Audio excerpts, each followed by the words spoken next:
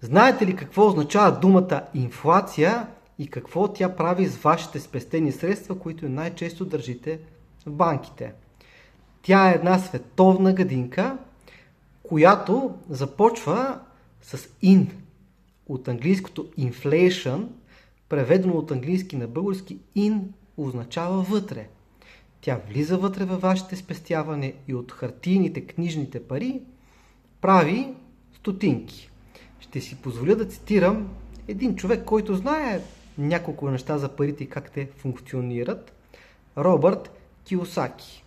Той казва следното. За какво са ми пари, като хората ги печатат? Изводът е следния.